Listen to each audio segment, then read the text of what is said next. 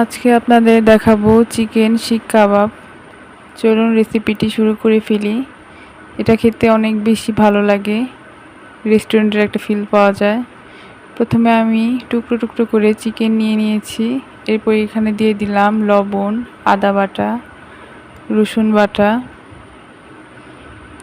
এরপরে দিয়ে দিব মরিচের গুঁড়ো। এরপর দিয়ে দিলাম হলুদের গুঁড়ো।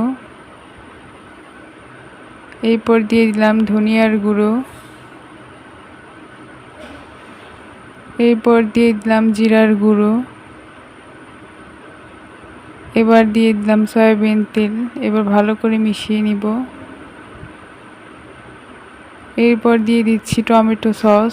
এরপর ভালো করে মিশিয়ে আমি এভাবে কাঠির ভিতরে একটা একটা করে ভরেছি। এই কাঠিগুলো আপনারা যে কোনো শপে পাবেন। এরপর গরম তেলের ভিতরে একটা একটা করে কাবাব আমি ছেড়ে দিচ্ছি। তেল এখানে খুব বেশিও নেওয়ার দরকার নেই, আবার একদম কমও না। আমি মিডিয়াম তেল নিয়েছি, আপনারা হয়তো দেখেই বুঝতে পারছেন কি পরিমাণ নিয়েছি। একটা পাশ হয়ে যাওয়ার পরে আপনারা ভালো করে উল্টে দিবেন। এই রেসিপিটা বাসায় বানালে ছোট বড় সকলেই অনেক খুশি হয়ে যাবে। আর বাচ্চাদের তো কথাই নেই, অনেক বেশি পছন্দ করবে। সেজন্য আপনারা ঘরে এই রেসিপিটা বানিয়ে দিবেন।